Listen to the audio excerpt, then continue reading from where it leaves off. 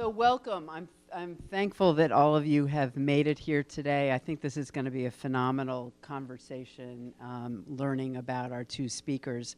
My name is Sue Kaplan. I live in Lebanon. I am the chair of the Upper Valley group of the Sierra Club. I have two boys going to college in the fall. And, and I'm a longtime climate protection advocate. I want to tell you that in addition to the Montshire and the Sierra Club, the Student Conservation Association has been a loyal sponsor as well. Where's Betsy? Is this our sixth, or Carol? We've been doing this for over a year, and we've had, I think, 5 of these women in conservation events. And the series really spotlights women from throughout the region who demonstrate extraordinary environmental stewardship, innovation, and leadership. The program offers an opportunity to hear those leaders' stories and for us to also join them in their conversation. It's not necessarily about their resume, it's about their journey and their pathway to where they are now. And so I don't have to tell you where the bathrooms are because Greg did that already. We have 2 wonderful speakers I'm excited to hear. The first is Laurie Ristino, and Laurie is a nationally known innovative environmental and sustainable food systems leader. She's a visiting scholar at George Washington University Law School and principal of her consultancy, Strategies for a Sustainable Future. A trusted advisor and strategist, she has served in numerous leadership roles in government and nonprofit organizations. Her comprehensive book on conservation easements, called A Changing Landscape, was published by the Environmental Law Institute in 2016. Laurie has been quoted on an array of sustainability and climate matters in major news outlets, such as the Christian Science Monitor, Inside Climate News, E&E News, Huffington Post, and Law 360. Laurie also has children of school age, and I think I will also, Beth, would you prefer if I introduce you after? Why don't I go now? Okay. So Beth Perera is going to share her journey towards wellness after a health crisis. She holds a certificate in plant-based nutrition from Cornell University, as well as certificates in food over medicine, women's health, diet and lifestyle intervention, cancer prevention, survival, and the links between diet and the microbiome. Yeah. Microbiome. See, I learn all the time. The gut. So the microbiome to autism. And she's a certified food for life instructor. I am eager to hear what she has to say as well. So each speaker will talk for 20 minutes or so. And they will tag team. So Laurie is going to be first, Beth will be second, and then we will have a healthy amount of time to ask questions and to have a conversation. All right, without further ado, Laurie Ristino.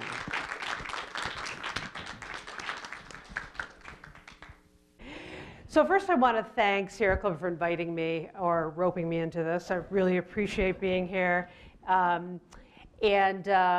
And giving me an opportunity to really kind of work through some ideas, honestly. I've talked about my career before. I've done lectures for classes at like Yale and Bates College more recently, but I just didn't want to go through this resume it's an interesting journey, but I really wanted to talk about the environmental movement and where it is, at least from my perspective right now, and I hope that's going to be interesting.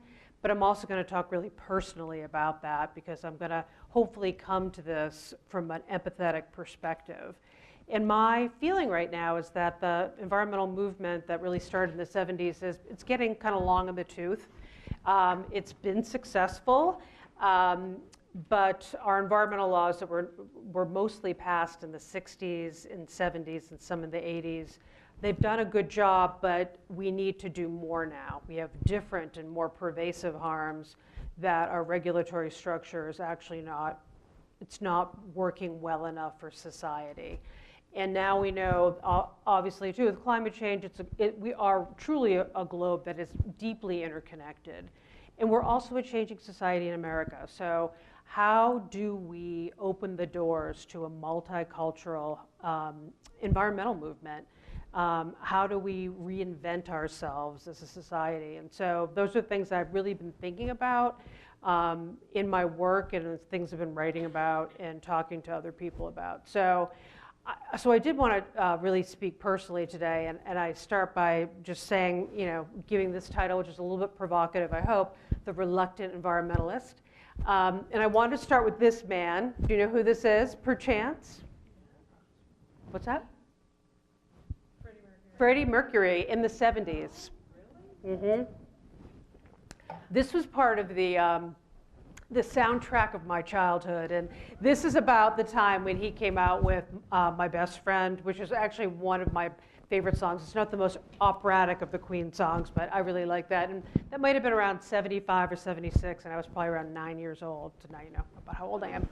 I know I look so incredibly youthful. But just so you know, he actually was not out as a gay man at that time. In fact, neither was, I told you I'm going to speak personally today, neither was Elton John or Martina Navratilova, who was a huge star when I was growing up, tennis star. In fact, there weren't really any kind of role models for people who were coming out or were struggling with some of those issues. And that really informed my childhood. But it wasn't the only thing that informed my childhood. I actually grew up in North Reading, Massachusetts. I was the oldest of 3 children, or I am the oldest of 3 children, I'm still the oldest. As it turns out, you don't get younger when you get older, you just get older. But this is the Ipswich River, and that's not me or anybody I know, I just pulled it off the internet, but this is the Ipswich, and when I was growing up, I have this really wonderful friend, Donna Jean. She sometimes sees this video. We used to go canoeing in the summer and the spring, and when it froze over, we would skate upon the Ipswich River. And I grew up in that generation, the generation where, I'll get to the other picture, but my parents said, go outside, and it was not a suggestion. And I know that's a cliche for some people, but it was a commandment. My father said, go outside, and we did. Now, when I say that to my children, they look at me like it's like a fantasy, and which they may join in with that fantasy or not, but we spent so much time outside, and I did not realize how important that was to my own sense of nature, to adventure, to self-efficacy, until I was a lot older, really. And even though I grew up in suburbia, because North Reading's kind of suburban, there were still so many wild spaces. Like, there hadn't been a lot of infill. The scars, if you will, of colonial America was still there. They are here. When you go on Mink Brook, you see those big old stone walls. You can almost imagine the hillsides cleared and grazing and farming. And by the time I came to New England, born in Boston, those were all wooded over, of course. And those were our playgrounds in some ways. So right next to the very small ranch house, my parents' first house that they bought in the United States, because my dad served during Vietnam, was this undeveloped lot, really, and it was wooded, and it had this amazing outcropping of lady slippers. And although I thought they were pretty when I was growing up, I didn't really appreciate how amazing that is in your backyard, essentially, to have this, right? This is New England's wild orchid, right? So these things, I think, they all form that kind of subconscious in your mind, the thing that really grounds you. It certainly grounded me. And this, of course, is a fort, because one of the things we were very brilliant at were building forts. We built a lot of them from sticks and things like that. And we had imaginary monsters and everything. And it was wonderful. When I think back on those days, it was a really good childhood, and so much of it was out in the woods. But there's also another thing that was bothering me, and that was kind of my deeper psychological growth as a person. and really struggling with what became these three fundamental questions as I started getting older into the double digits, like 10 or 11. And these were the three questions. One is, will I ever be loved? Number two, and this is my favorite, will I go to hell? And yes, I was raised Catholic, but my Irish American grandmother, who I love very, very much, I still do, Elizabeth, she called herself Billy, we used to go to Catholic church, which was actually okay because afterwards she would take me to the Atlantic and she would buy me any junk food I wanted. And she was a great watcher of Carol Burnett. So when I think about that time, I think about like spending so much time with her. But it's still, in my mind, it's not the most welcoming of religions. Sorry to get religious, but it's true. So I did really wonder deep down in my heart, was I going to go to hell? Because I was starting to think, maybe I'm gay. And then will they find out? For anybody who's ever been in the closet, the worst thing that can happen to you when you're not ready to come out of the closet is for somebody to out you, unless it's another gay person that you do want to know. But that's really kind of challenging to walk that fine line. But then I went to college, which is a magical place where you can do things that your parents should never know about. And so I went to Michigan, and that was far away from well, I actually didn't go to high school in North, I went in Longmeadow, which is Western Mass, but still it's Massachusetts, and I went away. And this was during the 80s, which was such an interesting and fabulous time, and it was also super scary. So it was both. It was this great time of really, I think the gay movement, the gay and lesbian rights movement really started to gain steam, and part of that was because of AIDS. And so, and this of course is Keith Haring. So he was, as you all probably know, a very famous artist and one of the people that really documented that time. So my college time was really spent in this milieu, and scary but exciting, and things that I never thought possible, like being able to love somebody else and them loving me back for who I was, suddenly became possible. And it was also during this time, I thought when I was in high school that I wanted to be a lawyer, and I think the reason for that was because I do have this strong sense of justice, which was really just cemented when I was in undergrad. So I knew I was going to go to law school. I knew that that was what I was going to do. And so I did. I went to law school. And during this time, my thoughts about being a lesbian were, starting to grow. This was in the late 80s and early 90s. It was a time where we still didn't really have a lot of people out. Some people were starting to die from AIDS, so it became pretty obvious. And I think there was more of a national conversation. But during my time in law school, I was not focused on environmental law. It was not a priority for me. That's not to say that I didn't care about the environment, but I was more concerned about basic needs, the idea of being loved, the idea of having rights, the possibility of getting married when I was in my early 20s legally was so beyond my conception. And I am actually married now. I got married in the back lawn of Vermont Law School legally to my spouse, Laura. It was just so far beyond that I really just didn't think in my lifetime that would be possible. And so my focus was really on civil rights. That's where I gravitated. And I got a job my last year of law school, which is a lucky thing. These days, people sometimes have a hard time getting a job out of law school, but I got a job at the USDA, and I thought in DC, and I thought I was going to be working with women's, infants, children, and poor Americans, and fighting for their rights and basic food and basic security. But instead, they stuck me with the Natural Resources Division with this creature. Can you tell me what this creature is? It is a spotted owl, but what kind of spotted owl is? Because there's, yeah, that's right. It's a northern spotted owl. And what administration? Do you remember? It was a big deal in a particular administration. Clinton, right? So this was when President Clinton was in office, and so I started my legal career litigating timber companies to terminate timber sales in the Pacific Northwest in order to protect critical habitat for the northern spotted owl.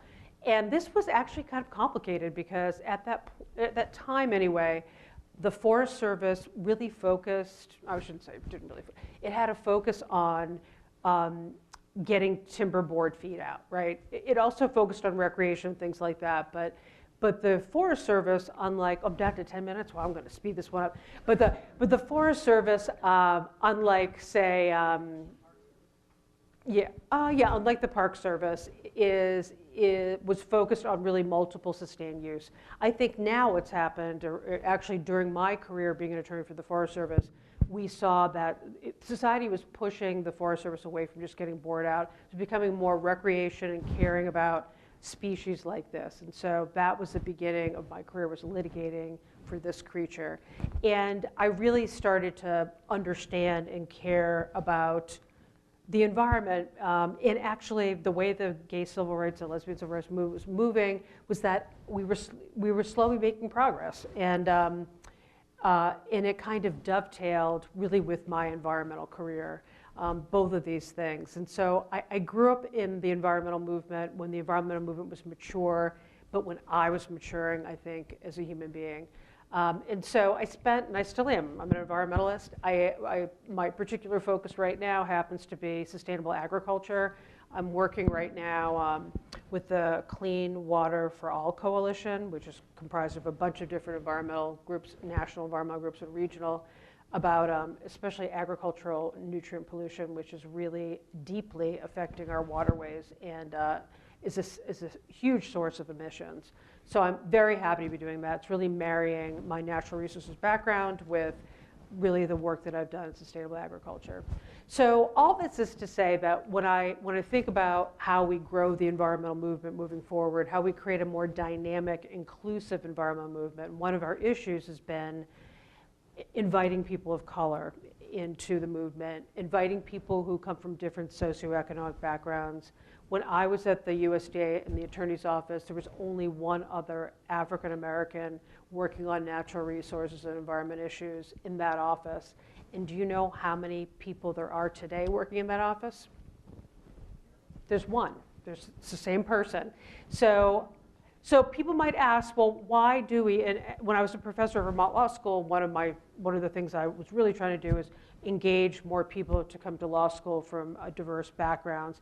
It was hard because, in some respects, not only the subject matter, although food system sustainability really does, I think, open the door to a bunch of different folks from different backgrounds, which I think is a wonderful thing about the sustainable food movement.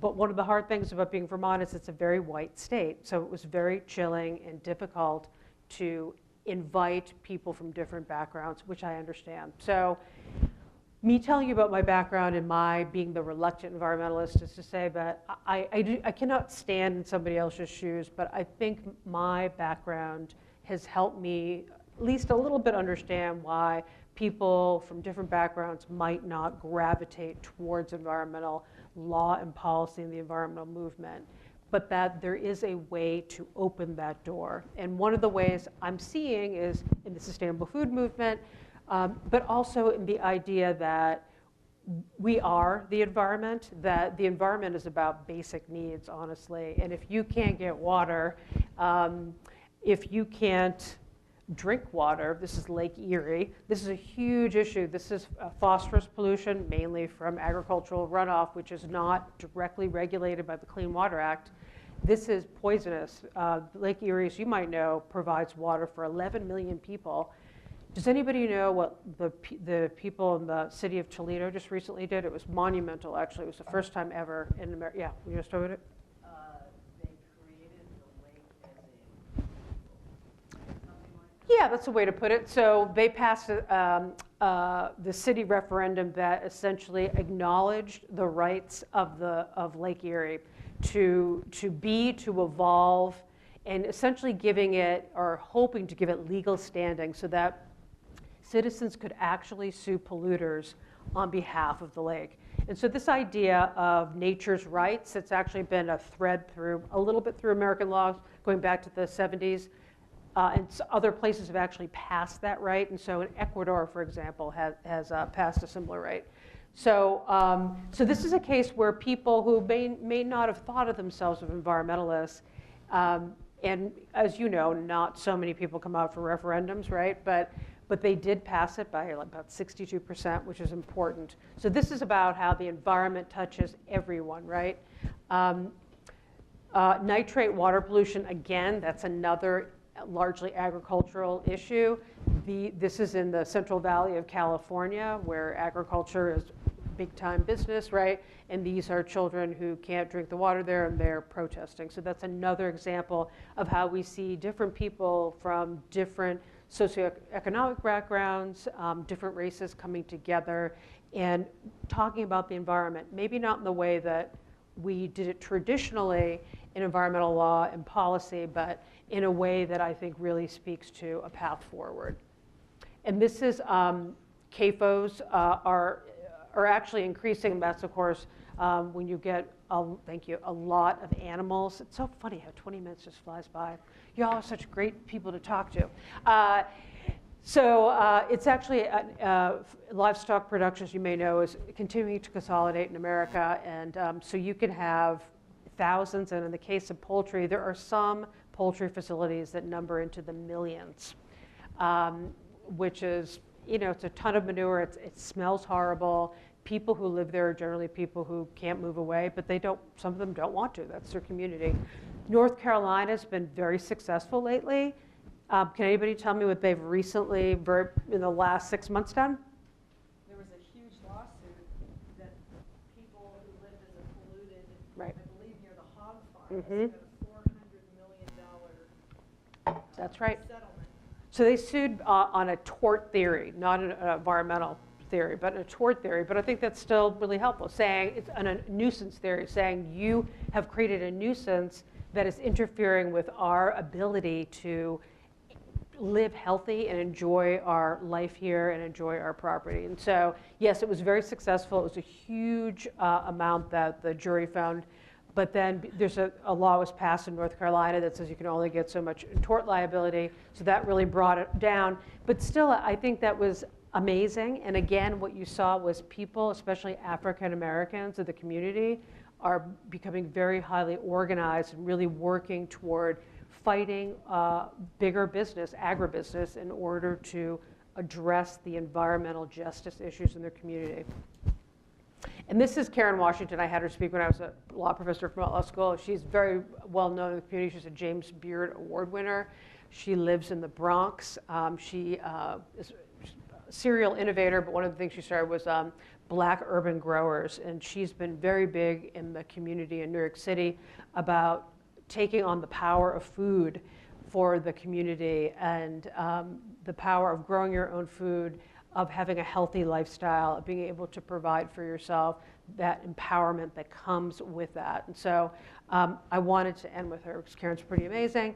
But again, that's another way where I see the movement potentially broadening, which I think is incredibly important as we move forward. And I just wanted to show that too as kind of my final little piece. Did I make it under my time? All right, thank you. So that's it. So thank you for indulging me.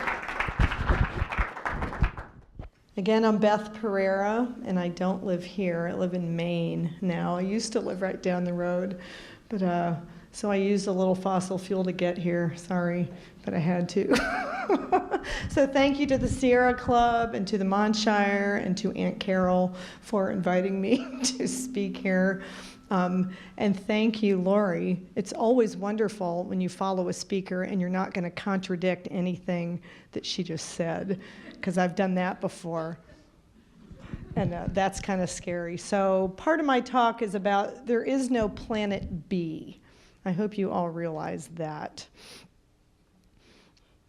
So my personal story all starts with cheese.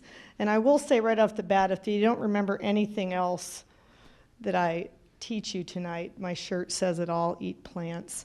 But I ate everything, or I should say everyone. One of my earliest lectures that I listened to was Dr. Neil Barnard of Physicians Committee for Responsible Medicine. He's the founder, and he was talking about sea creatures, and he kept using who.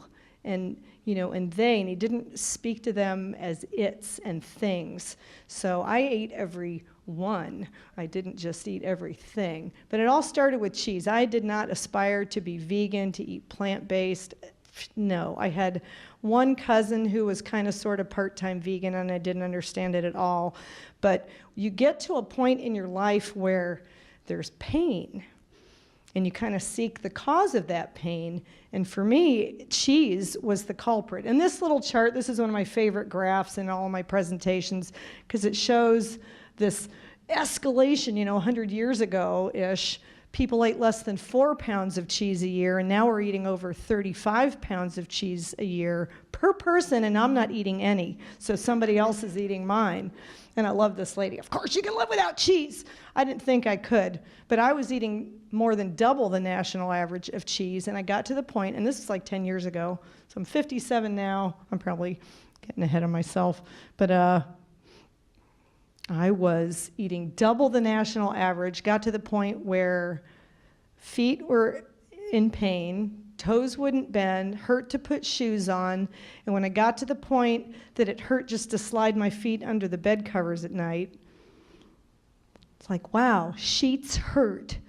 It's like something's really wrong. And so, of course, I didn't go to the doctor. I self-diagnosed. It's like, this is arthritis or gout or something. And I just started, online, I hate to say Googling, but that is a verb now. I Googled. And I wasn't vegan, so I wasn't looking at vegan plant-based medical sites. I just wanted information.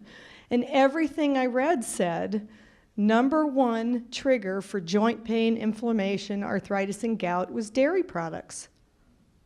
Stabbed me in the heart, because I had a cheese drawer in my refrigerator. I was eating a 2-pound block of sharp cheddar a week. Cheese went on everything. But man, it's like, wow, okay, it's dairy or walking. So it was a pretty easy decision that I would give up cheese. And I was traveling a bunch that year, and I happened across this book called Skinny Bitch in the airport bookshops. It was a New York Times bestseller at the time. And I picked it up, I'm like, oh, this will be a quick, easy, fun read. And boy, it flipped my world upside down, because it had a chapter on dairy and a chapter on slaughterhouses and a chapter on sugar and a chapter on the FDA and the USDA and how these government agencies weren't really protecting, the food sources of Americans. They were more in bed with corporations and doing corporate bidding. And I thought, wow. And that book led me to another book called The China Study, which has been called the most comprehensive study of nutrition ever conducted. And if you haven't read that, then do. But this film, Forks Over Knives, is kind of the film version of the China Study. It's on Netflix. ForksovernKnives.com is an incredible website. So these just changed my life and made me really hungry, literally, to learn more. And this was the first realization that I had. And I did not create that phrase, but food is grown, not born. And so, wow, you should just eat things that grow out of the ground. What a concept. So then I got snarky, and I started making my own t-shirts. And so when I traveled, people were forced to read my back. This is great conversation starters. If you watch Forks Over Knives, and people are like, what's Forks Over Knives? I'm like, oh my gosh, it's this great DVD on, this film on Netflix. But I just started questioning, like, everything I'd ever learned about food and what was healthy. I mean, I never had weight problems, and I can thank my parents for that, for the lean genes. But I thought I was eating healthy all my life, and I have 2 children who are now grown, and man, I wish I could turn back the clock and raise them differently, feed them differently. But the more I learned, the more I wanted to learn. I had a degree in, I have a Bachelor of Science in Computer Programming that was obsolete 5 minutes after I graduated in 1986. So I went online to see if I could go get another degree, and I'll get a degree in plant-based nutrition. Doesn't exist. So I could be a nutritionist, or I could be a registered dietitian, but I would have to sit through all the meat and dairy garbage. So instead, I sought out there was lots of certifications. So the first one, plant-based nutrition certification. starch-based, blah, blah, blah. You can read the list. Food over medicine, I forgot to put on there, but women's health, men's health, children's health, women's health. Oh my gosh. The most amazing thing that I learned in the Women's Health Certification Program is that there are cultures around the world who don't have a word for menopause in their language because it's a non-issue. It's a friggin' industry in the United States. You know, get women, you know, on hormone replacement, but that's another lecture. But autism used to be 1 in 10,000 kids in the 70s. Now it's 1 in 36. Mostly boys. There's a food element to that. So everything I learned, I was just like, oh, I can't believe. Why don't I know this? So when I started reading and studying, I heard about this fabulous organization, the Physicians Committee for Responsible Medicine. Their website is simply physicianscommittee.org. These are the 4 food groups that we should be eating from if you don't want chronic disease in your life. Fruits, vegetables, whole grains, and legumes. So legumes are your peas, beans, lentils. And I've had a blast teaching Food for Life classes. And one person here has, at least, no, 2, because Carol too. 2 of you have been to some of my classes. But the most rewarding thing that I get are emails from people weeks or months, even maybe a couple years after they've finished one of my classes. And they're like, oh, I just went to my doctor and, you know, my cholesterol is plummeted and my blood pressure's down and I've lost 25 pounds or, you know, I've lost 100 pounds. And all they did was stop eating animals and eat plant-based. And there's also the no oil thing, but that's another lecture too, and I won't get into that. So I just stuck this slide in there because if anybody is in the medical field, and this is not just for medical practitioners, anybody can download this. But so many of our physicians and medical practitioners just simply don't know this information. So there's a free app. You can have this book, the Nutrition Guide for Clinicians, that looks like a little phone book, can be on your phone, and it's free. So just download that.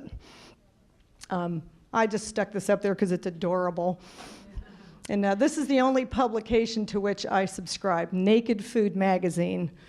It's the whole food plant-based approach to disease prevention and just being healthy. It comes out quarterly, fabulous up-to-date articles, and amazing recipes. And so this kind of makes you think. You know, we teach our children to be kind to animals. You rescue a baby bird, a baby squirrel. You know, I've never seen a puppy or a kitten or a bunny set in front of a child, you know, and the kid does not reach out and take a bite out of that small animal. We are not conditioned. We are not programmed to see a little animal and want to eat it. When we're children, we have to learn to eat animals, and it's just not the natural thing. So I am going to deviate a little bit from my personal story just to give you some of the facts, because this is the stuff that changed my life and took me out of the world of computer science and into the world of nutrition. The leading cause of disease, disability, and death in the US is food, is our diet. And who knows the acronym for the diet in this country? It's called SAD, the Standard American Diet. The SAD diet, so it's heavy meat, heavy cheese. In this country, the 3 most consumed vegetables are iceberg lettuce and tomatoes, because they're on hamburgers, and potatoes because they're French fries. And the biggest buyer is McDonald's, and that's pretty sad. This is a problem. Our healthcare system, for which we pay billions of dollars, is the 3rd leading cause of death. Stay out of the hospital. When I have to visit friends in the hospital, I just feel like I want to wear a hazmat suit. It's like, kick the door open, don't touch anything with your hands. And I laugh about it, but that's pretty sad. So here's your health insurance. For many, many years, I worked full-time. I was self-employed, and I paid that monthly health insurance premium. I know lots of people who work a full-time job for the benefits. And one of the benefits is health insurance. But health insurance really is what you're putting into your body and the environment in which you live. So clean air, clean water, great food. So several years ago, well, I probably shouldn't say this on camera, I don't have health insurance. And when I do my taxes, I truthfully answer, no, I don't have health insurance. And they ask why, and I say, because it's unaffordable, and then it just goes to the next page, and I've never paid a penalty, so just so you know. Health insurance. I do have, because I live off-grid in Maine, and I live in the woods in a beautiful place, I might sprain an ankle, or I might trip and fall and hit my head on a rock. So for $44 a month, I have accident insurance. Covers anything that's not disease related for $44 a month. And you can ask me from whom after. Not going to be an insurance advertisement. But, okay, and this is also on the back of my shirt, so if you don't remember that. In October of 2015, the World Health Organization, so not some little fly-by-night, research firm, the World Health Organization came out with its cancer report. Meat causes cancer. They said red and processed meat, but red meat includes all mammalian muscle, and processed meat was like poultry, salted fish. I can't think of any safe meat to eat. But this is what is done with inconvenient food science. Don't take my chicken away. Don't take my burgers away. But I hate to say raise your hand, but anybody know anybody who's died from cancer? How many people in your family? I don't have enough fingers. Unfortunately, it's pretty bad. And there's a huge link between food and breast cancer, colon cancer, prostate cancer. And I will say, my brother has stage 4 pancreatic cancer. And he was given an 18-month to 2-year prognosis, and it's 6 years later, and he's still going. He's not perfectly plant-based, but he changed his diet a lot. Heart disease is still our #1 killer. This guy looks pretty good. He had what should have been a fatal heart attack, only he happened to be in his gym, and there was a physician a couple treadmills over who kept him alive till the paramedics get there and did the defibrillator. So you can look like that on the outside and still have a heart attack.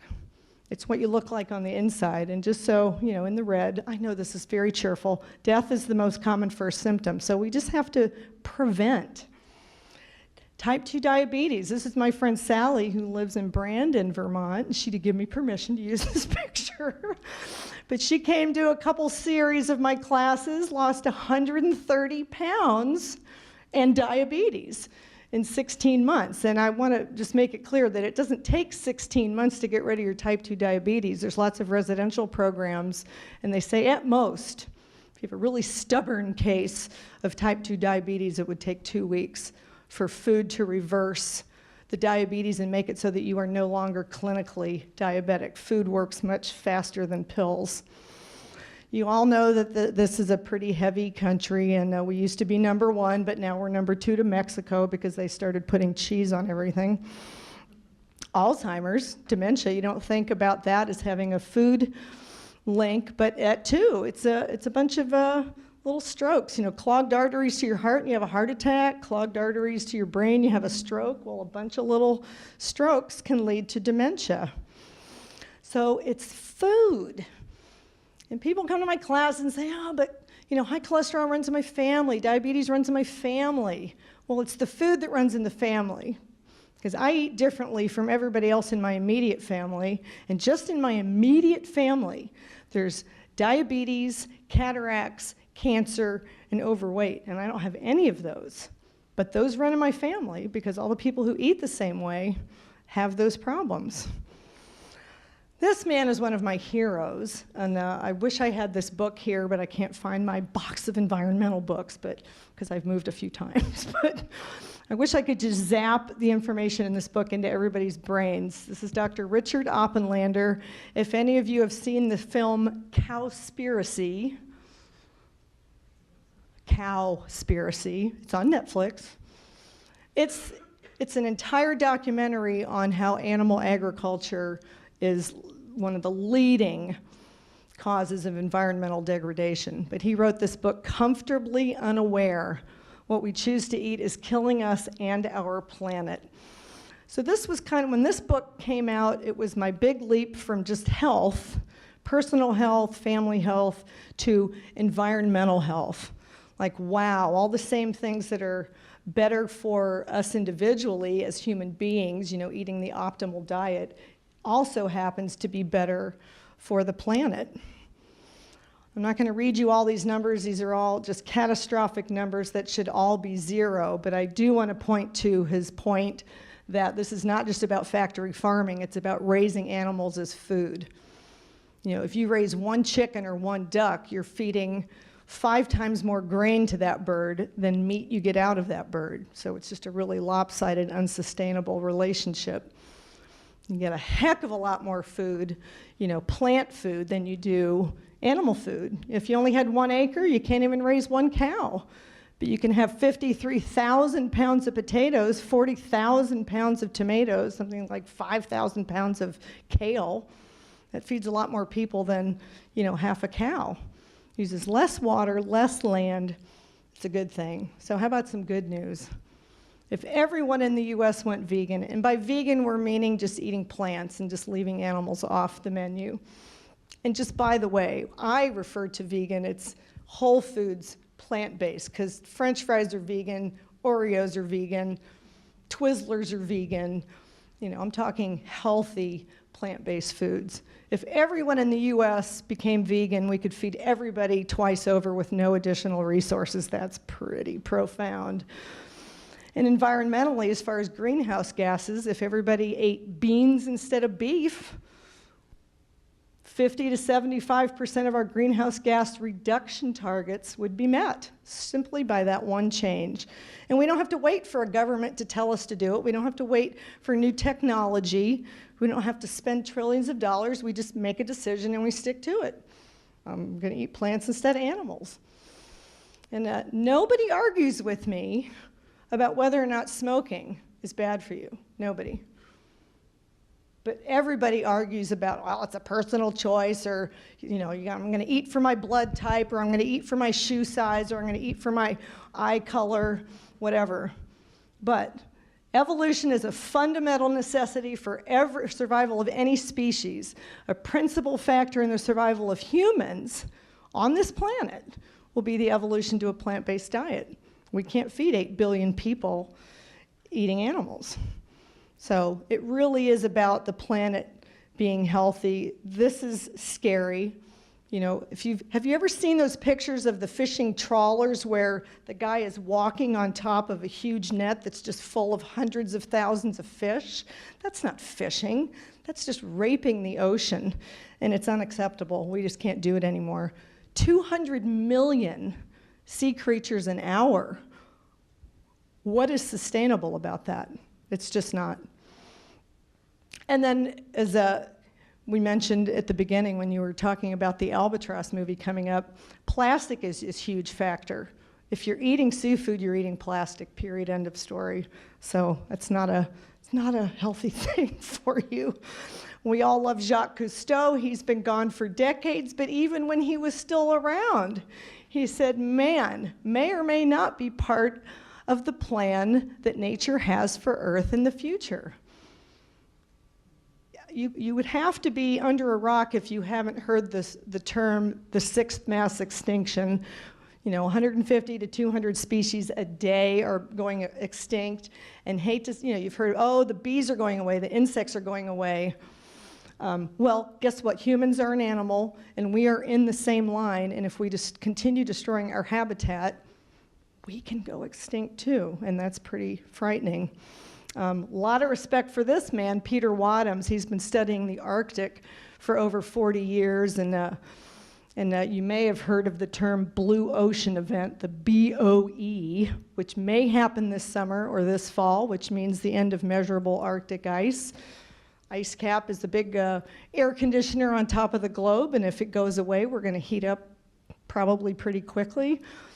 He was the first guy I knew that measured the depth of the ice. All these years they've been measuring the volume, how many square kilometers of ice. Well, he also measured the depth of the ice, and he said it used to be an average of 6.5 meters thick. Now it's only 1.5 meters thick. And you take thin ice and subject it to warm air, and it melts a lot faster. So here's a whole lot of things we can do to help, but the very last line is what I want to point out to you. We don't have time for baby steps. It's pretty darn urgent. Some more good news. I don't know if anybody's a teacher, a science teacher. This I just got in my email last week from Farm Sanctuary. They have a brand new downloadable free curriculum on sustainable future, exploring the environmental impacts of our food. So you go to farmsanctuary.org and you can download that curriculum. That's really exciting. Break the meat habit. Where's Waldo? There's me. That was Washington, D.C. a couple summers ago. Every summer in D.C., Physicians Committee hosts the International Conference on Nutrition and Medicine, and anybody can go. But it's amazing to have 700 or 800 medical people in the room who didn't know that plant-based nutrition was so beneficial. It's so exciting. People are excited about this. You're taking your health into your own hands. You don't have to run to the doctor every time you have a sniffle. You don't need antibiotics hardly ever. Probably shouldn't take them. Shouldn't say that. So anyway, I'm doing everything I possibly can to walk the walk. I wear 99% of my t-shirt wardrobe has some kind of annoying vegan message on it. I was like, is that all you're gonna wear? We're gonna go out to dinner tonight. Are you gonna wear a vegan t-shirt? Yes, I am. You'll see my Vegmobile out in the parking lot. It's just got the PCRM logo all over the hood. I teach classes, so I teach the lifestyle. And this is what I'm really proud of. It's not done yet. My partner and I are building an off-grid cottage in Highland, Maine, and you are all welcome. It will be a vegan household, but it's off-grid, no electricity, no plumbing. We'll have a composting toilet. We have a little solar generator, so we have reasonable electricity. Yes, we can still watch movies on my laptop. So all of this to say that there is no planet B, and every single bite matters, every bite. So thank you very much. All right. Thank you both. I think there are a lot of questions probably, or I'd want the slides. Like, wait, all these things I'm supposed to be doing. Do people have questions? Ma'am, let me bring this to you so everyone can hear you. I just want to know what's happening with the manure problem in the rivers. Do that. What's happening with the manure problems in the rivers? Yeah. Okay, This thanks. is on. Can you hear me? Okay, good. Sorry. What's happening with the manure problem? Yeah, maybe I have to talk really closely into it. Okay, I'll pretend like I'm Freddie Mercury when he was doing the Live Aid show. So it's a problem. Under the Clean Water Act, CAFOs are a point source, so they should be regulated, but we know that there are many now that probably don't have permits or are not following best management practices. And it's one of the reasons why we have, the Chesapeake Bay has a problem with nutrient runoff. It's why there's a TMDL that is making some progress, but it still has a long way to go. It's why Lake Champlain has a phosphorus issue, and that's partly because of the dairies, and that's why they're going into 2.0 TMDL, and they're trying to address that. It's why Lake Erie in large parts a problem. So we need the Clean Water Act. We need it to be enforced. It will not be adequately enforced under this administration, as we see. So I think there's a two-pronged strategy. One is we have to rebuild the EPA after, I'm going to get a little political here, but it's just the way it is, right? As soon as Trump goes, we really need to rebuild the EPA, and we need to enforce the Clean Water Act. But for non-point source pollution, which is when generally not a CAFO, but like another farmer spreads manure, that is considered a non-point source, and it is not regulated under the Clean Water Act. It's a huge hole in the Clean Water Act. So we either need a new law or we need some sort of regulation under an amended Clean Water Act. So it's a huge problem that we have not addressed adequately in the United States. Laurie, what's a CAPO? We have to get rid of the acronyms. Oh, I'm sorry. So it's a concentrated animal feeding operation. So, and that's defined by the EPA, and it's hundreds to thousands to millions, and it's defined by species. Another question?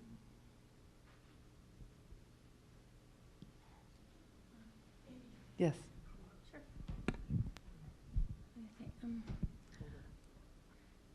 Returning to the meat consumption talk. Okay. I grew up, my family surrounding me were consumers of meat, but in moderation. And so there was economics at play. I remember my mother feeding 5 people for 7 days straight on one roast. She had her casseroles and all, so that it wasn't like large consumption of meat, but it was always a thread within a completely balanced meal plan for the week. And I think that the eating of meat went out of control, and the consumption and the size and the portions that people are eating is gone way out of whack. And that produced a bigger demand and, I guess, huge farming of animals for meat consumption. So now I have a plant-based son who's on that track, and I'm wondering about how much hot sauce he's adding to all his plant-based meals, and looking at the sodium content and all the salt that he's eating, and just wondering, whether it is always the perfect path. Well, thank you for can you hear me? Thank you for bringing up the moderation word, the M. And there's a wonderful YouTube video from Dr. Caldwell Esselstyn. He wrote one of the books that's on the table over there, the Prevent and Reverse Heart Disease book. And one of his talks is called Moderation Kills. Poison is poison, and if you shouldn't eat it in large quantities, then you probably shouldn't eat it at all. That being said, if you follow the science, cultures around the world who have 10% or less of their calories from animal products have no chronic disease related to the eating of animals. But in the United States, do we eat 10% of our calories from animal products, or do we eat 40, 50, 60% of our calories from animal products? Because most Americans are eating animals 3 times a day or more. Carnivores don't eat meat 3 times a day. A lion kills a gazelle and chows down and goes to sleep for hours and doesn't need to eat for 2, 3, 4 days. So we're eating more meat than carnivores eat. So as for the salt content, the sodium content, a good rule of thumb if you're reading labels is that the sodium per serving should not be more than the calories per serving. So for example, you're eating hot sauce that's 100 calories per serving. It shouldn't be more than 100 milligrams of sodium per serving. But a lot of these sauces and soups are 90 calories a serving and 780 milligrams of sodium. So you definitely want to lower the sodium. And there are some physicians around the country that emphasize an SOS-free diet. No salt, no oil, no sugar. Now, I haven't done the no salt. I very rarely add salt, but that's just personal taste. But I don't think you should do this before you ever taste your food. And before I forget, I want to mention the protein thing, because so many people are like, but where am I going to get my protein? If you're getting enough calories to be alive, you are getting enough protein. Plants have protein also. And I attended one lecture that the speaker was hilarious. He's like, okay, everybody get your pens out. I'm going to give you the protein test, and I want you to go to your doctor. and ask for the protein test. And we are all sitting there with our pens in hand. And he said, if you can walk into your doctor's office, you're getting enough protein. Oh, okay. So there's no protein issues. We're getting too much protein, and too much animal protein destroys human kidneys. So we have so many people on dialysis waiting for kidney transplants. Animal protein destroys kidneys. It wreaks havoc. So it's not just the saturated fat and the cholesterol that's in animal products. It's the actual animal protein that's detrimental to human health. Sorry, that's just the science. Your question. It wasn't a question, just a comment. Spices, it's the key to lowering salt. That's all I want to say. Spices. Spices. It's the key to lowering salt. Yes. Okay. Get to know your spice aisle or natural herbs. That's where the flavor is. And I'm glad you said that, because I don't know anybody who eats like plain chicken or plain beef or plain pork or plain whatever. There's wonderful seasonings and sauces that are all plant-based. All those spices come from the plant world. So that's where the flavor is. Just put wing sauce on cauliflower, and you can make cauliflower wings. I'm not kidding. There's fabulous, fabulous recipes. Okay, who's next? So this is for Laurie. I'm curious about thinking about how we make the environmental movement more inclusive. And so without necessarily pointing fingers, but where have we gotten wrong in the past so that we know how to do better in the future? Right. I don't know that we necessarily did wrong in the past. I think that the environmental movement in America was largely white. I mean, it was white, middle-class people, and a lot of men, especially in leadership positions, and not really reflecting, and we're becoming increasingly more multicultural in America. So what we need to do is have our movements reflect that multiculturalism. And so what I was positing was, that there are ways to do that. There are ways to open that door. And I was giving some examples of how that's happened. So it's an excellent question. And that the environment is so much of what we take in, that it is not out there. I was talking to a friend of mine who's African American. She's like, I know that, these famous white people, but Emerson and others wanted to go walk in the woods. She's like, I'm afraid if I walk in the woods, I'm not coming back. So it's a paradigm, I think, that's really lovely, and it really inspires a lot of people, but that I think that we need to broaden what we conceive of as the environment, and that there are the community-based movements. They might not call themselves environmentalists, but I think environmental justice is just a huge opening to really broaden and open the tent to so many different people as this culture of ours grows and matures in this millennium.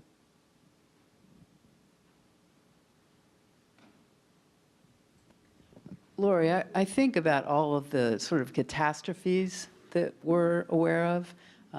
We had a film last week on PFAS, and these chemical toxins that are basically poisoning the water, but also it's in all of our bodies because it's Teflon. It's from Teflon. It's from all these coatings that are put on on clothing, on cans, on things like that.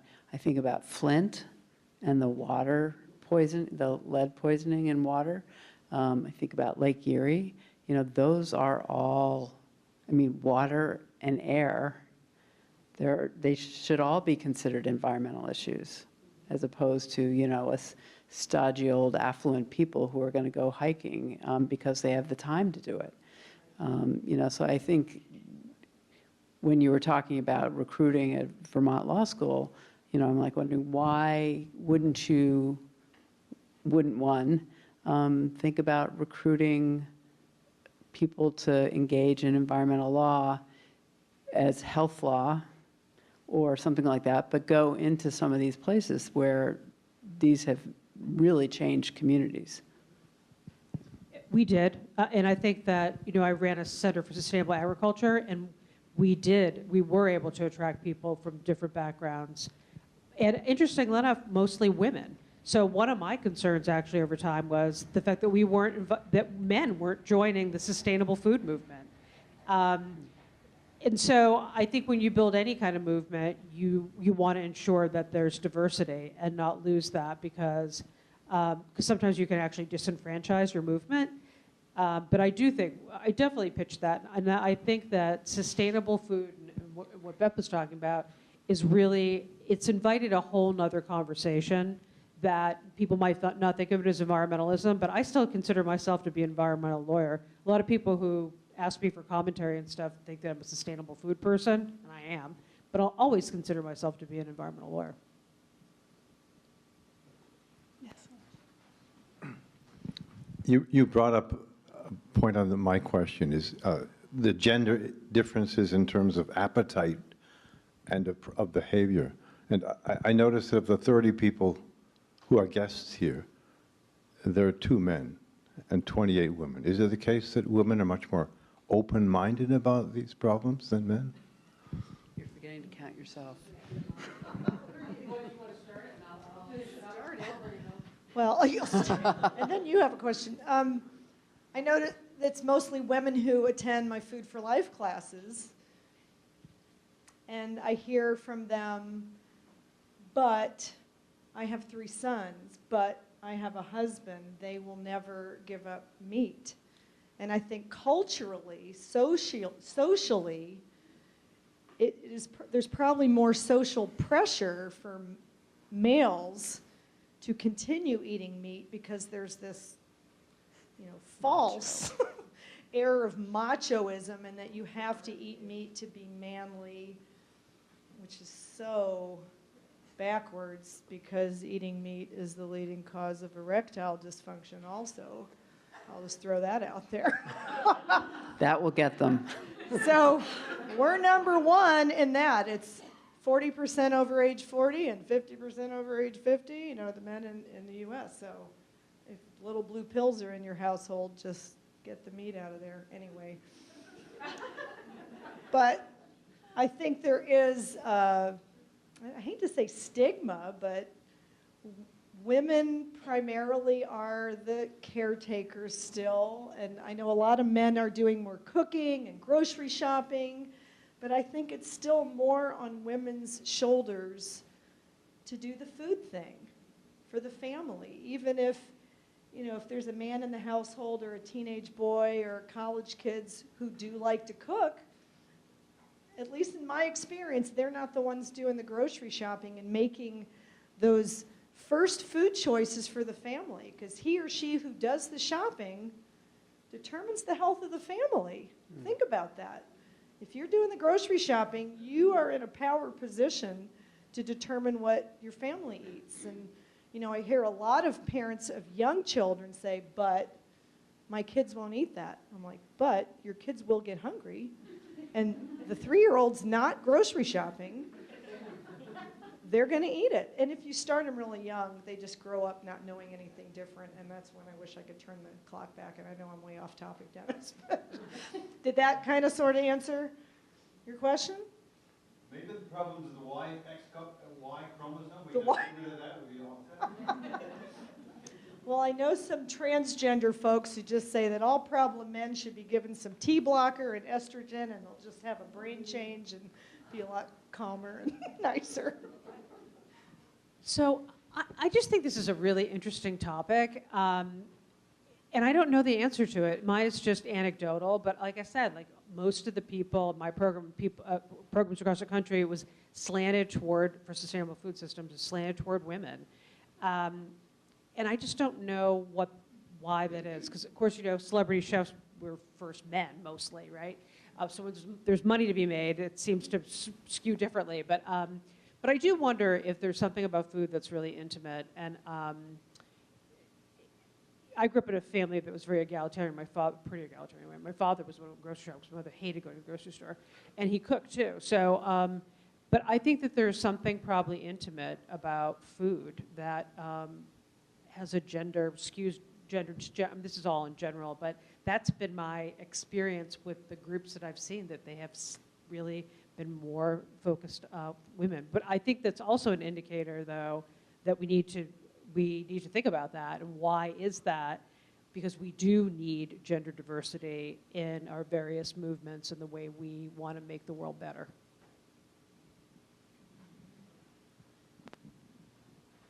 You look the picture of health. Both of you really do. But could you walk us through a day of what you do eat from morning till night? Happy to. Favorite breakfast is oatmeal, so something hot during the cold months. If it's a warm month, there's this great cereal mixture called Rip's Big Bowl. It's Rip Esselstyn's. It's oats and grape nuts and shredded wheat, and there's one other brand cereal, but basically an oatmeal mixture. Add to that cinnamon, heaping tablespoon of flax meal. That's my omega-3, so I don't need fish oil. Fish don't manufacture omega-3. They get it from the plants they eat, so get the fish oil out of your cabinet. So a cereal mixture, fruit, berries when they're in season, raisins, any kind of plant milk. Oat milk, soy milk, almond milk, just not milk from an animal. I have a Vitamix. Even in my little off-grid life, I can still run that Vitamix on my little solar generator, so we make smoothies that are fruit and veggie, you know, not every day. Lunch is big salads that have beans and quinoa or rice and beans and veggies. I cram as many greens in as I possibly can. And I love eating salad, but I hate making salad. So I get the greens usually in my hot meals, handfuls of either the mixed greens or baby spinach. Go in the bowl first and then pour your hot, whether it's leftover pasta or something hot will wilt the greens, and then you can get your greens without cooking them. On the table over there are a couple of Plant Pure Nation boxes from frozen dinners, and once in a while I treat myself to a 20-pack of Plant Pure Nation meals, and they're a pound each. That is a pound for one meal. It's not to split for your whole family. It's not, and remind me, I need to talk to you again. But lunch and dinner are virtually the same. It's a homemade veggie burger or pasta with veggies. Love Thai, love Italian, love Mexican. There's more and more great websites. There's more and more great cookbooks. So if you've never cooked plant-based in your life, basically I replace the meat in recipes with either beans or mushrooms or both. So veggie lasagna, you know, instead of spaghetti and meatballs, it's spaghetti and put a ton of portobello mushrooms in the sauce. And just by the way, tastes change, taste buds change. You couldn't have paid me to eat a mushroom 10 years ago. And now it's one of my favorite foods. We forage for wild mushrooms, and oh my gosh, there's just so many different, there's hundreds of varieties. But love mushrooms, never liked broccoli, cauliflower, asparagus, Brussels sprouts, all those wonderful cancer-fighting cruciferous vegetables. I hated. But in my past life, they were always deep fried and covered with cheese sauce. So my taste buds changed when I got all that fat, really. And it's not overnight. It might take 2 weeks, 6 months for your taste buds to change. But now, if I had to eat that deep fried stuff, the broccoli with ranch dressing, I would probably be sick. And I've been sick probably 4 days in the last several years, and it's always when I'm hanging out with somebody who has a kid with a drippy nose or, you know, it's usually school-age kids. But you really are feeding your immune system every time you take a bite. So you're either, think about this, you're either feeding your immune system and boosting it, or you're feeding disease. So that's where I say there's no moderation. There really is no middle ground. Because in humans, the science shows that animal products are detrimental, at least if they're over 10% of your calories. So you feed your immune system. You know, you can have a tofu scramble. Tofu, you put a little turmeric in it to turn it yellow, so it looks like scrambled eggs. And there's a wonderful salt It's an Indian mineral salt called Kala Namak that has a high sulfur content, and it tastes exactly like egg yolk. Exactly.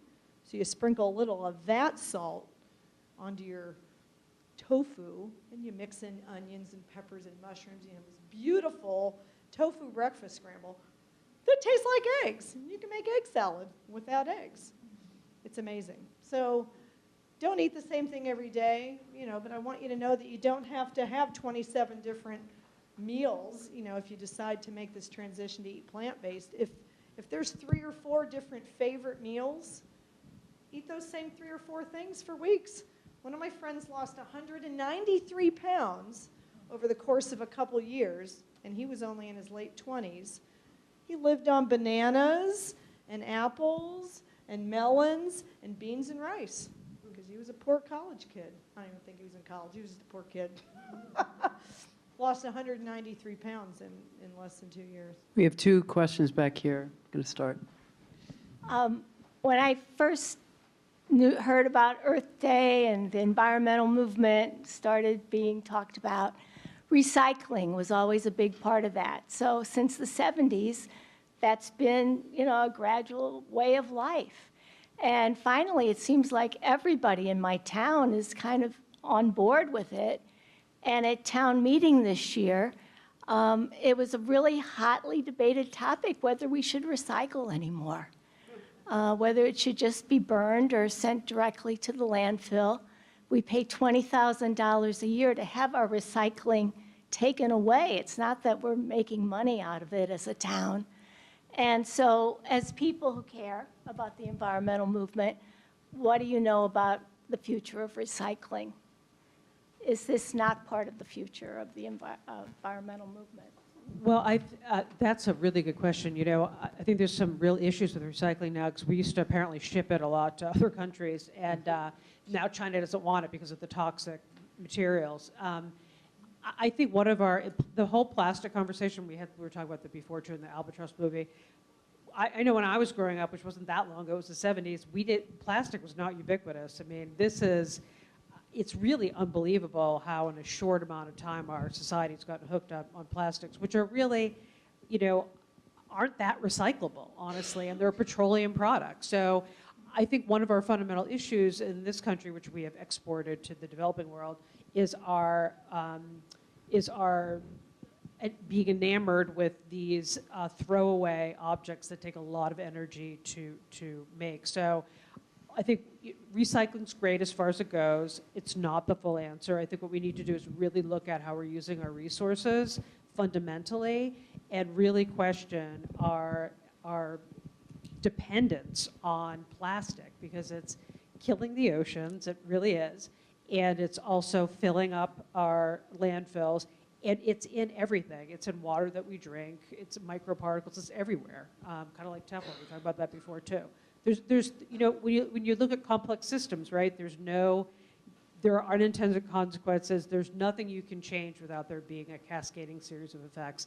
Hello, that's what we're seeing, right? It's a complex system. But I really do think we have to rethink how we use resources fundamentally and ask ourselves some really hard questions about our throwaway culture. I had a sustainable agriculture question. If you became president or Speaker of the House or Majority Leader of the Senate, in the next election, what are the legislative things that you would do immediately or the regulatory things what should we be pushing our legislators and senators and representatives for to promote sustainable agriculture? Wow. You'd think of all my years of practice I would have thought about that because I just think it's not even possible. But I've actually been thinking a little bit about this. I think one of the fundamental things we're missing in the United States in terms of legislation is a framework for sustainability. So people are familiar with the Farm Bill. That is our major piece of omnibus legislation. That's really our food and agriculture policy in the United States, and the last one was just passed in December of 2018. But if you look at it, it has really no purpose statement. And when you read through the legislation, it reflects that as well. It's like a bunch of different policies cobbled together. I actually like the idea of the Green New Deal. I think it's a good, at least initial thought. I think there's a lot better things we can do than that, but I love the idea of a framework that's really about, like FDR had, right? The New Deal or the Great Society or whatever.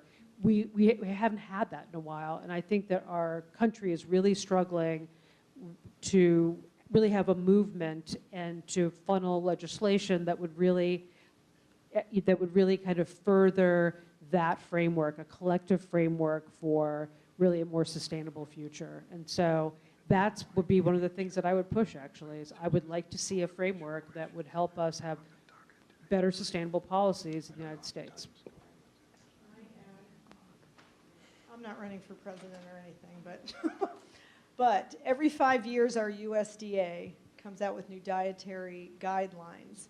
And so the last ones were 2015, and they actually, the original document had a message about sustainable foods, and it said eat less meat, eat more fruits and vegetables, because these are kinder to the planet, they're more sustainable food choices. And what happened? The animal agriculture corporate giants squashed it. They complained so much, and they said, what? You know, sustainability, that has nothing to do with dietary guidelines. Get that out of there. And the USDA caved and took it out. And I thought, oh my gosh, for the first time ever, they're actually saying, you know, being truthful and giving us, you know, more accurate guidelines. Eat less meat. And they don't even say eat less meat now. They say eat less cholesterol. Well, the average person doesn't know the source of cholesterol. It's only in animal products. But they'll say eat less cholesterol, but they won't say eat less meat. And that's just, so we need to separate the corporate money from sound, accurate, scientific policy. So I will say that those of us who live in Annie Custer's district have an opportunity. So she is in that committee, and she was part of the Farm Bill. So I think having a conversation with her about a framework would be worthwhile. So. Can I say one more thing? Our tax dollars subsidize animal products. So we are subsidizing the foods that are making us sick and hurting the planet. Meanwhile, organic, you know, vegetable and fruit farmers are struggling. They have to pay a fortune for that organic certification, but the conventional big corporate farmers don't have to pay to poison us. So that, I think, needs to be changed. Don't subsidize foods that are linked to disease, and let's subsidize the healthy foods. That's my two cents. Big ag, big pharma, and fossil fuel money subsidies. Thank you. I have really been looking forward to coming to this evening, and particularly to talk to you, Beth. Your sister gave me a little, your aunt, I beg your pardon. Anyway, your aunt gave me a flyer that had, you know, what you folks are going to be talking about, and it sounded really great. But the reason I'm speaking now is that in the middle 70s, I went to a physician. I didn't really know about him, but two of my dear friends did, and I spent most of my time. It was a man that I was involved with and my closest woman friend.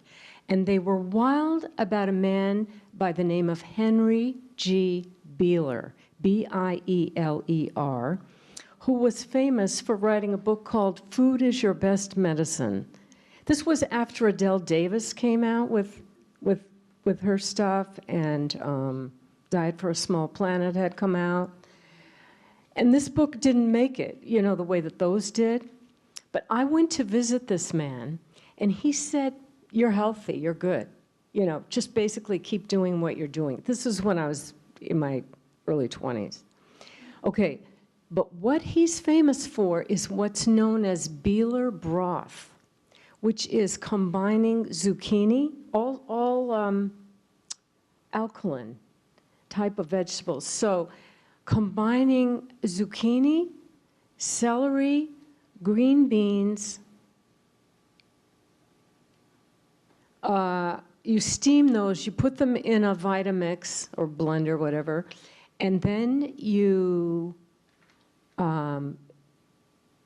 put some of the steaming water in there, a handful of parsley, and a little unsalted butter. Now, he claimed that this would really do it for you. Whatever you had going on, that this would be great. Now, as I say, this is in the middle 70s. Well, my friends and I did this pretty religiously. They did because they were ill when they went to him. And anyway, we ate it. Wow, we never looked better. We never felt better. We had great energy. It's wonderful if you want to lose weight. You haven't heard about this? I have not heard of the broth. Beeler There's broth. not very many calories in that other than in the butter. But I imagine it's a great diuretic. Well, I don't know about that. Now, I won't tell you he basically wanted people to, well, I'm not going to get into that, but you wouldn't agree with it. I mean, some of it you wouldn't agree with. But I'm not kidding you. This Beeler broth, it is awesome. And you don't know about him. I believe I've heard that name. There's another. It was in San Juan Capistrano. Hippocrates soup is used in some healing therapies, primarily for cancers, and it's a veggie soup that's put through a mill. And anyway, but it's fantastic. But carrots and potatoes and celery and parsley and a lot of the same ingredients you just mentioned. But I just heard of it as Hippocrates soup. The other thing is that a lot of people say don't combine vegetables and fruits. And all these smoothies that people are making now, they're throwing in their kale and stuff with their berries. I've heard don't combine grains and fruit, but fruits and vegetables together are fine. Really? And by the way, that diet for a small planet got people kind of afraid to go vegetarian or vegan because you had to combine foods, beans and rice, and that has been bushwhacked and debunked, and don't worry about having to combine grains and beans and just eat plants. Thanks for coming. Hi, I'm from Heartland, Vermont, and a few of us started a community resilience organization group, which is statewide in Vermont. And we had the idea that it turns out was not an original idea, but we had the idea to start a bunch of little free gardens, kind of like little free libraries that you see around.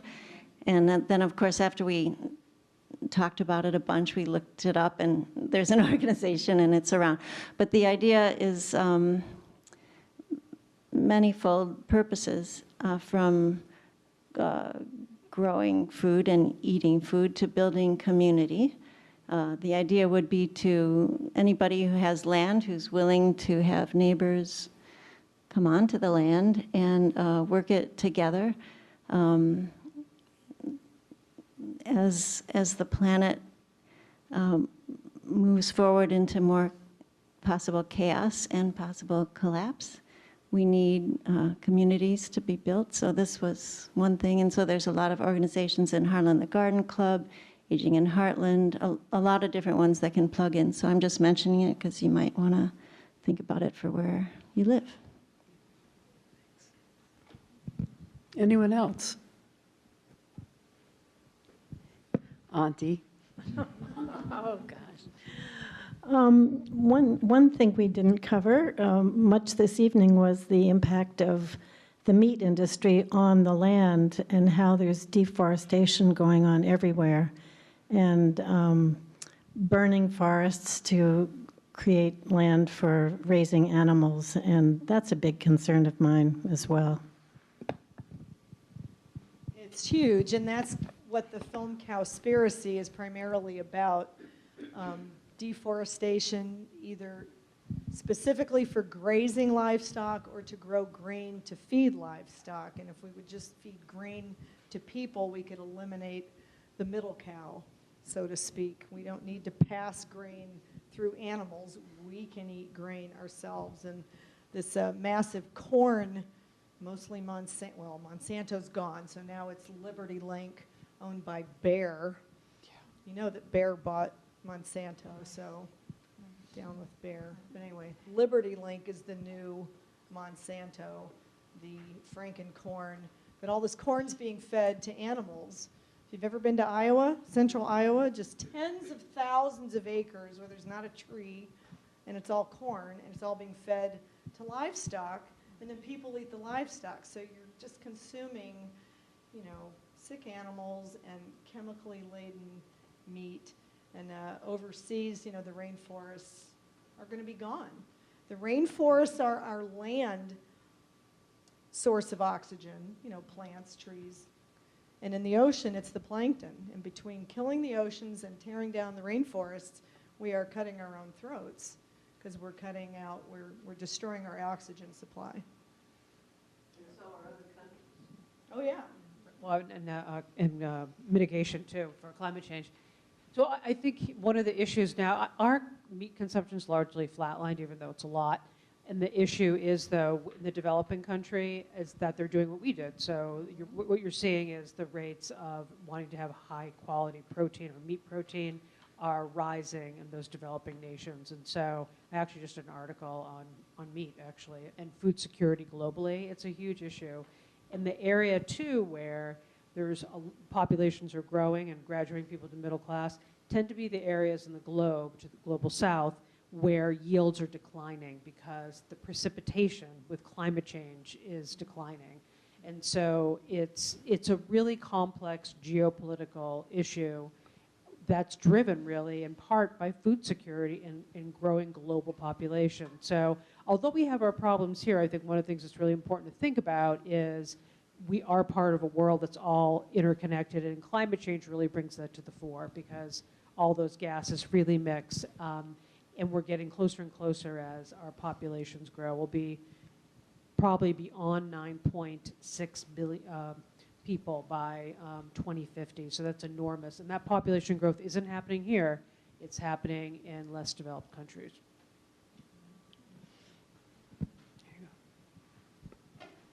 Both Josh Fox and Leonardo DiCaprio have done fabulous films, as you may have seen them. After I saw Leonardo DiCaprio's film, I vowed I would never eat another hamburger, and I challenge you, if you haven't seen it, please do, and you will never eat another hamburger either. I don't remember the name of it, but Leonardo was, I mean, you should be able to find it through his name. It's called Before the Flood. What was it called? Before the Flood. Before the Flood? Oh, Before the Flood, right, yeah. All right, well, I think what we can do is finish up the official part. If anyone does have any conversation or questions that you want to engage with Laurie and Beth, I'm sure that they will be very generous in their time. And I really want to thank you all for coming. There are lots and lots of things to learn because they're not just in this topic, that we have the great fortune of being able to access here in the Upper Valley. So the Sierra Club will continue to provide venues, as will the Montshire and many other organizations. So, you know, it always ends up with the power of one, and then the power of one working together with other people. So I want to thank you both very much. It was very eye-opening and educational and enjoyable as well. So thank you.